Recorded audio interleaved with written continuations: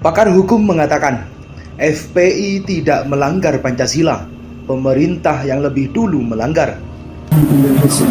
Berdasarkan Munas tahun 2013 kalau tidak salah, itu ada perubahan anggaran dasar dan anggaran rumah tangga. Di sana kesepakatan daripada musyawirin, ada jabatan baru FPI yaitu imam besar. Dan saya diminta oleh mereka semua musyawirin pada Munas tersebut untuk menjadi imam besar. Jadi sejak saat itu baru ada jabatan imam besar di FPI, dan di bawah imam besar ada majelis syuro dan ada dewan tanfizi. Dewan tanfizi ini adalah ketua umumnya saudara Kiai Haji Ahmad Syarif. Oke. Kemudian apakah saudara saksi? Dia sebutkan bahwa saudara diangkat menjadi imam besar sesuai kesepakatan dari musyawirin pada sekitar 2013. Ya. Apa yang menjadi tugas dan tanggung jawab selaku imam besar FPI? Ya, selaku imam besar FPI adalah memberikan masukan, saran, nasihat kepada majelis syuro maupun ke dewan tanfizi, tanpa harus ikut campur dalam hal-hal yang sifatnya operasional atau teknis. Karena sifatnya operasional atau teknis itu adalah wewenang dewan tanfizi. Saya selaku imam besar di dalam mengontrol, mengawasi dewan tanfizi dibantu oleh majelis syuro. Jadi majelis syuro berisi para kiai, para ulama dari berbagai daerah membantu saya selaku imam besar untuk melakukan pengawasan,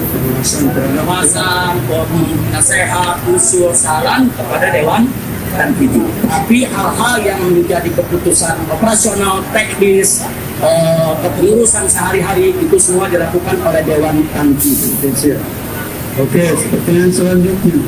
Sebelum menjadi imam besar, saudara saksikan sejak kalau tidak salah di sini sejak tanggal 17 Agustus Sejak awal berdirinya FPI. ya awal berdirinya FPI, saudara selaku apa? Saya selaku ketua umum. Selaku ketua umum. Sejak awal berdiri FPI tanggal 17 Agustus tahun 1998 saya menjabat sebagai ketua umum DPP FPI sampai tahun 2013.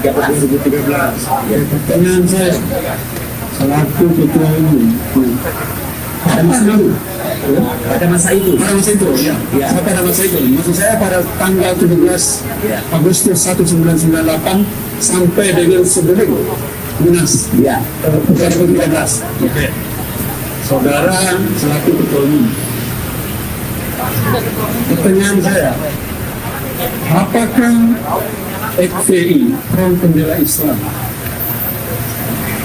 Saudara kan selaku ketua DPP Komisi Pusat di FPI, apakah nama FPI di tingkat provinsi, di tingkat kabupaten kota, dan di tingkat kecamatan, apakah ada di tingkat desa kelurahan? Ya. Di tingkat pusat disebut DPP, Dewan Pimpinan Pusat. Di tingkat provinsi disebut DPP, Dewan Pimpinan Daerah. Di tingkat kota, karena di kabupaten disebut Dewan Pimpinan Wilayah. Di tingkat kecamatan disebut Dewan Pimpinan Cabang. Di tingkat desa atau kelurahan disebut ranting, Dewan Pimpinan Ranting, DPRA. Tapi untuk DPRA ini baru muncul setelah 2013. Setelah Ya, setelah Munas. Sebelumnya hanya sampai tingkat kecamatan, DPC. untuk kecamatan. Pertanyaan saya selanjutnya, apakah struktur organisasi yang saudara saksi selama angkatan mulai dari DPP 11, saudara saksi juga ketua umum tahun 98 sampai dengan 2013. Nah, apakah di tingkat seluruh provinsi sudah perangkat kalau nggak salah sudah terbentuk dewan pimpinan di tingkat provinsi? Jadi kita pendirian daripada DPP itu bertahap. Sebagaimana tadi disampaikan oleh ketua umum yang baru saat ini, sebelum FPI dibubarkan kita sudah ada 18 provinsi. 18 provinsi. Ketika saya memimpin saat itu belum ada 18 provinsi. Nah, belum ada. Jadi dia terus meningkat. Setiap tahun itu meningkat. Setiap tahun itu ada peningkatan. Dan jumlah DPW-nya tentu lebih banyak lagi. Ada ratusan, apalagi jumlah DPC. Kemudian pertanyaan selanjutnya, periode atau masa kepengurusan itu berakhir berapa tahun? Sebelum 2013, periode kepengurusan itu setiap 5 tahun sekali. 5 tahun sekali. Tapi setelah 2013, itu ada perubahan dalam anggaran dasar dan rumah tangga, itu dilaksanakan setiap 7 tahun sekali. Setiap 7 tahun sekali. Ya. Kemudian pertanyaan saya selanjutnya. Setiap pemilihan, apakah setiap pemilihan pimpinan Dewan Pimpinan Pusat harus dilakukan musyawarah nasional? Ya. Jadi begini, musyawarah nasional itu memilih imam besar. Ya. Itu dulu. Imam besar dipilih langsung oleh musyawarah nasional. Ya. Dan pada saat yang sama, musyawarah nasional mengusulkan nama-nama untuk menjadi ketua umum maupun ketua majelis syuro yang akan dipertimbangkan oleh imam besar yang terpilih. Ya. Nah, jadi yang ketua umum, ketua Tanfizi maksudnya ya, ketua Tanfizi maupun ketua majelis syuro itu diusulkan.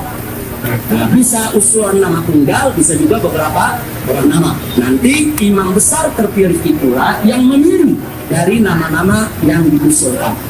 Adapun kepengurusan Dewan Tanfizinya, seperti tadi di bawahnya kan ada sekretaris, bendahara dan lain sebagainya, itu wewenang ketua umum yang menyusun. Nah, jadi tidak lagi mengikuti munas karena kita ada anggaran dasar dan anggaran rumah tangga. Jadi juga ketua majelis syuro berpedoman kepada anggaran dasar dan anggaran rumah tangga itu menyusun anggota majelis syuro. Begitu juga ketua umum sebagai pimpinan tertinggi di Dewan Tanfizi berdasarkan anggaran dasar dan anggaran rumah tangga menyusun kepengurusan Dewan Tanfizi. Dan nanti kalau mereka sudah menyusun, diminta persetujuan yaitu kepada imam besar. Umumnya kalau mereka sudah buat begitu, umumnya imam besar akan setuju kecuali kalau ada nama-nama yang bermasalah. Kalau nama yang bermasalah, mungkin ketua umum tidak tahu, saya tahu, ini orang bermasalah, biasanya kita tolak. Tapi selama nama-nama diajukan itu baik, tidak punya persoalan hukum dan lain sebagainya, umumnya kita terima.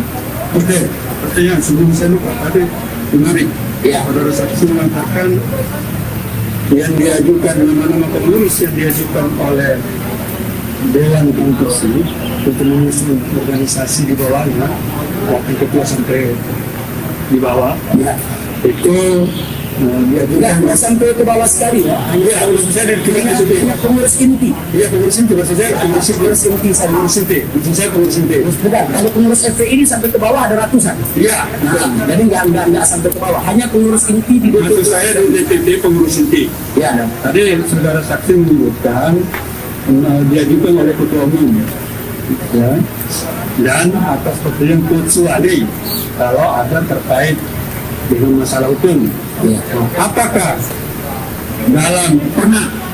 pernah ada pengajuan pengurus, ya, maksud saya ini tingkat pusat ya, Iya. pusat, yang saudara saksi selaku imam besar ada yang terkait dengan masalah hukum? Ya, di tingkat pusat selama ini kalau ada pelanggaran hukum atau pelanggaran dasar dan anggaran rumah tangga, kita berikan peringatan sampai kita berhentikan. Dan ada dari awal FPI berdiri ada pengurus-pengurus besar yang kita berhentikan, baik diberhentikan secara terhormat maupun diberhentikan secara tidak terhormat. Begitu juga untuk cabang-cabang FPI, cabang-cabang FPI baik itu tingkat DPT, DPW, DPC, kalau mereka melanggar hukum agama atau melanggar hukum negara. Karena satu hal di dasar yaitu di FPI ini tidak boleh langgar hukum agama dan tidak boleh langgar hukum negara. Jadi kalau ada cabang dimanapun, baik tingkat provinsi ataupun tingkat wilayah ataupun juga tingkat kecamatan yang melakukan pelanggaran, baik itu pelanggaran hukum agama ataupun hukum negara atau pelanggaran terhadap anggaran dasar dan anggaran rumah tangga, maka kita berikan peringatan, ada yang dibuktikan dan ada yang kita bubarkan. Ya. Oke, pertanyaan saya selanjutnya tadi kan terkait dengan tanggal 17 Agustus 1998 adalah tanggal atau hari waktu lahirnya FPI. Betul. Apa yang menjadi visi misi, maksud saya pendirian awal ya, apa yang menjadi visi misi daripada Front Pembela Islam di dalam anggaran dasar dan anggaran rumah tangga pada saat berdirinya dulu? Pada saat berdiri adalah visi misi FPI adalah menerapkan syariat Islam secara kafah di negara kesatuan Republik Indonesia yang berdasarkan Pancasila dan Undang-Undang Dasar 1945. Kemudian ada nggak terjadi perubahan anggaran dasar dan anggaran rumah tangga? Ya, tahun 2013 ada penambahan Saya anggap itu penambahan. Penambahannya adalah yaitu menerapkan syariat Islam. Maksudnya itu sini-sini. Iya, itu sini-sini. Tetap menerapkan syariat Islam, menerapkan syariat Islam secara kafah di bawah naungan khilafah sesuai manhaj nubuwah melalui dakwah, islah dan jinah. Jadi ini penambahan dari para musyawirin. Dari para musyawirin. Tapi di anggaran rumah tangganya tetap disebutkan bahwa semua itu dalam bingkai NKRI. Kemudian pada bulan Agustus tahun 2020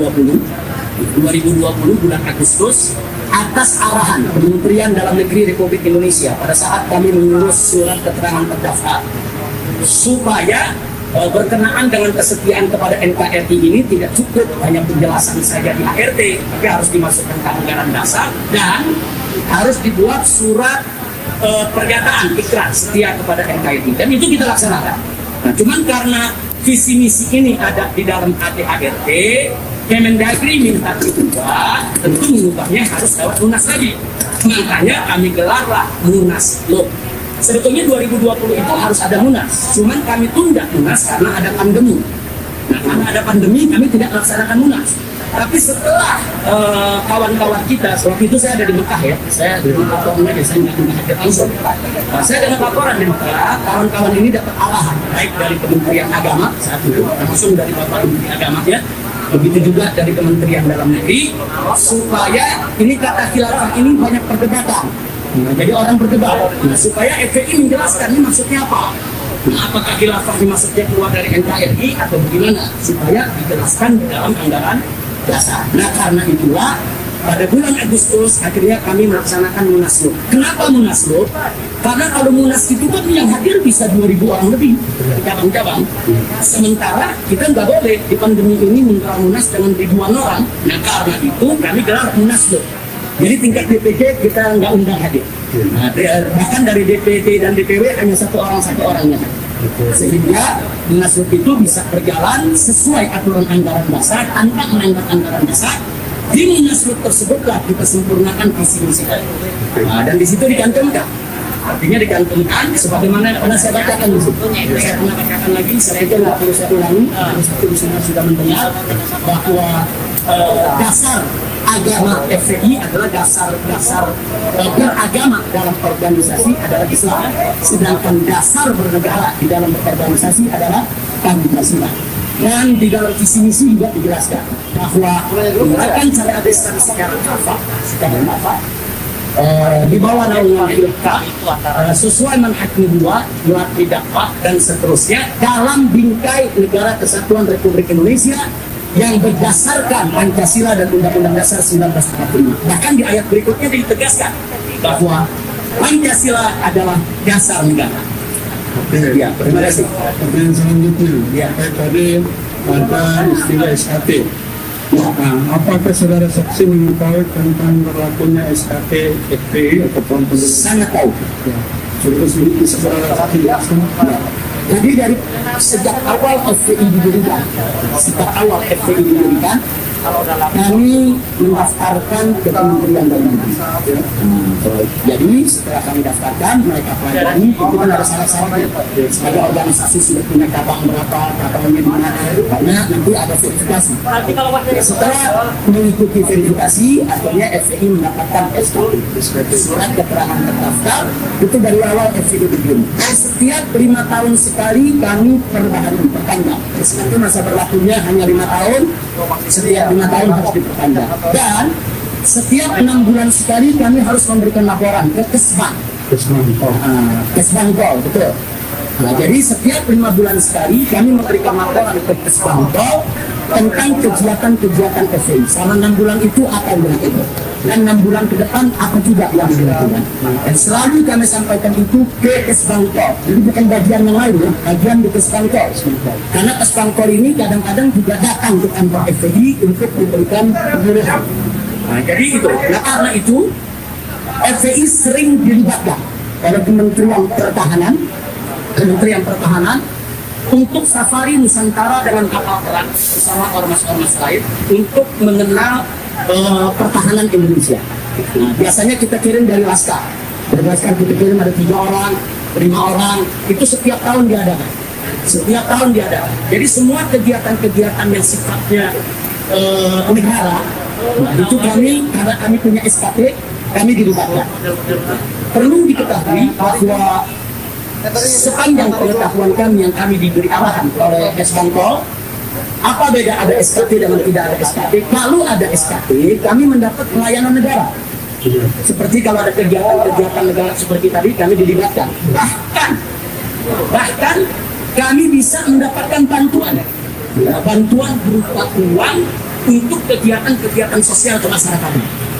Tapi alhamdulillah selama FPI berdiri, FPI tidak pernah ambil dana tersebut. Tapi kalau sifatnya saya katakan profesional seperti tadi, mengelilingi Indonesia, mengenal batas pertahanan, saya anggap itu profesional.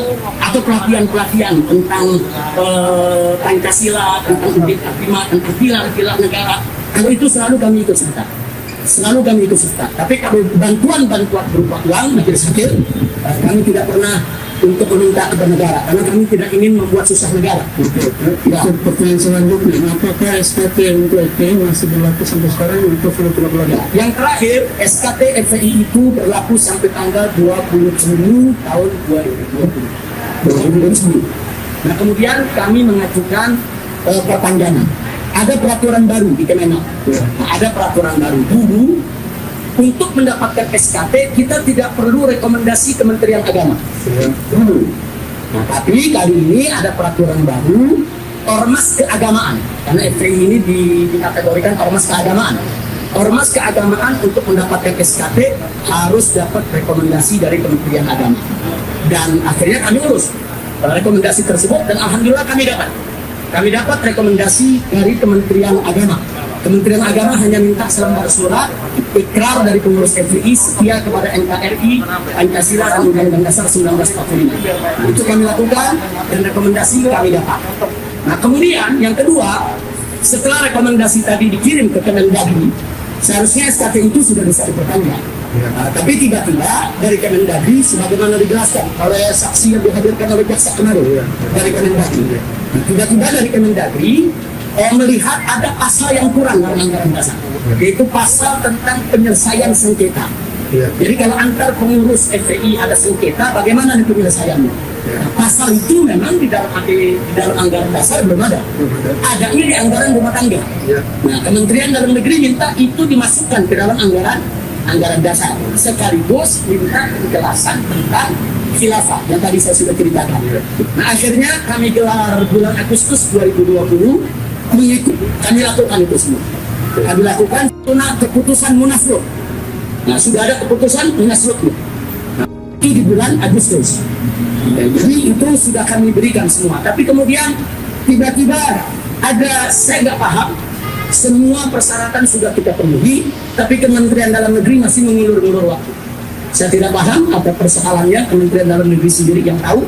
Yang pada akhirnya tanggal 30 Desember 2020 FPI dibubarkan. Jadi justru setelah semua syarat kita penuhi. Jadi kami tidak tahu kenapa kami dibubarkan. Pertanyaan selanjutnya. Nah, saudara saksikan ya itu tadi bahwa sebelum menjadi imam besar juga pernah menjadi ketua umum. Betul. Kemudian yang kami tanyakan, bagaimana cara penyelesaian di internal FPI sesuai dengan anggaran dasar anggaran rumah tangga terkait adanya anggota atau pengurus atau apapun namanya yang melanggar hukum atau peraturan perundang-undangan. Ya. Kalau ada anggota atau pengurus FPI yang melanggar hukum negara, ketentuan maka kami serahkan kepada prosedur hukum negara. Karena itu kami tidak segan-segan untuk menyerahkan anggota kami bersalah ke polisi untuk diproses. Kami tidak segan-segan untuk menyerahkan kasus tersebut untuk diselesaikan di pengadilan. Itu kalau yang dilanggar hukum negara. Tapi kalau yang dilanggar hukum agama atau yang dilanggar anggaran dasar dan rumah tangga FPI, itu akan ada sidang di dalam pengurus FPI. Nah, jadi di sidang kita buktikan karena Islam mengajarkan yaitu al-bayyinatu 'ala man da'a wal yaminu 'ala man ankar. Artinya satu prinsip hukum di dalam Islam bahwa bagi yang menuntut itu harus membawa bukti. Sementara bagi yang mengingkari cukup diangkat sumpah. Jadi kalau memang bukti-bukti tidak ada, sementara yang dituduh itu tidak mengaku, cukup dia bersumpah sesuai dengan aturan syariat, dia bisa bebas dari tuntutan. Kalau memang tidak ada bukti, tidak ada saksi dan seterusnya. Jadi itu yang kita gunakan di FPI. Artinya kalau ada bukti, ada saksi, memang pengurus itu salah, ya tidak berikan sanksi. Sanksi beraneka ragam, tergantung tingkat kesalahannya. Ada yang kami skor, ada yang kami berhentikan, ada yang kami pecat secara tidak hormat, dan itu terjadi di FPI. Ya, Berikutnya menjadi saksi Jadi silakan saksi mengajukan untuk penugasan aja ya. ya. Saudara saksi tadi menggunakan surat pimpinan besar mempunyai kuasa mengkaji, pengawasan dan menasihati ya. Yang notabene dalam masalah ini bahwa panitia ini adalah katakanlah menjadi pengurus atau anggota FPI ya. Nah, kemudian tadi saudara mengatakan selaku panitia melaporkan akan diadakan peringatan maulid sekaligus pernikahan. Saudara saksi mengatakan apa bisa itu tadi ya bisa gitu. Apakah tidak ada dalam pikiran saudara berperingatkan saudara selaku besar ini untuk setidaknya jangan iya ya karena kan melekat ini kepengurusan di FPI ini hasil di pernikahan. Jadi ada yang dilakukan kan dilakukan rekrutmen. Nah, gitu ya, yang penting saja. Ada nggak arahan saksi kita biasa gitu? Jadi sebagaimana saya katakan tadi, pengarahan yang ada dari saya hanya wanti-wanti supaya protes tidak dilanggar. Itu selalu saya ulang-ulang. Dan saya percaya dengan panitia. Kayak Haji Ahmad Sobrolus ini orang kepercayaan saya. Ustaz Haris Ubaidullah Budon ini orang kepercayaan saya. Ali Budon ini semua orang-orang yang saya percaya. Artinya saya yakin, saya percaya mereka akan bekerja maksimal untuk tidak melanggar prokes. Nah, kalaupun pada pelaksanaannya kemudian terjadi pelanggaran prokes tanpa mereka sengaja, tanpa mereka kendalikan, ya kita gentleman, kita mengaku salah, bukan mereka saja yang salah, saya juga untuk lalai. Itu kita akui itu kesalahan dan kita rela untuk membayar denda 50 juta tanpa protes, sedikit pun juga. Nggak ada itu kita protes ke Pemda ini kenapa didenda, karena kita mengakui ini memang terjadi pelanggaran prokes. Yang saya protes adalah bukan soal denda, tapi dipidanakan, itu yang saya protes. Kalau soal denda saya tidak pernah protes. Saya terima.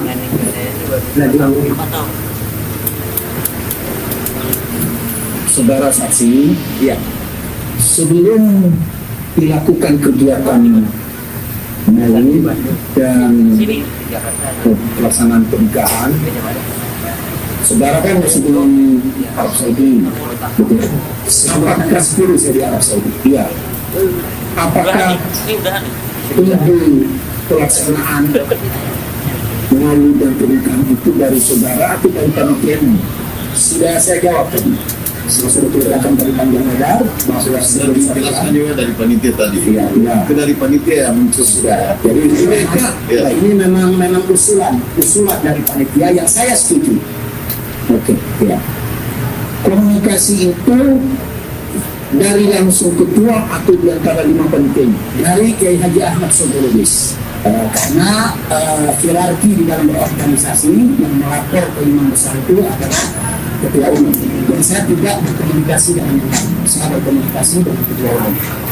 Baik, terima kasih. Kemudian adanya surat pemberitahuan dan sempat diminta saksi Maman ke hotel untuk membahas terkait kegiatan itu. Apakah ada saksi Maman memberitahu kepada saksi bahwa ada pemberitahuan dari kepolisian sebagaimana pertemuan mereka di hotel Santika itu? Apakah saksi tahu itu? Pada saat kejadian itu semua kami tidak tahu karena itu memang saat teknis operasional panitia semua bekerja sesuai dengan tugasnya masing-masing.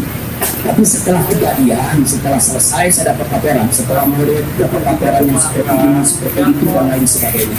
Termasuk laporan adanya surat dari dari camat dan lain sebagainya. Nah, jadi saya tidak pernah lihat suratnya, saya tidak pernah ketemu Pak Camatnya. Tapi baik sebelum Maulid maupun setelah Maulid, ada bagian-bagian sebelum Maulid yang panitia melaporkan kepada saya. Ada juga bagian-bagian yang baru dilaporkan setelah selesai Maulid. Saya pikir rinciannya saya lupa, kalau satu persatu harus saya rincikan.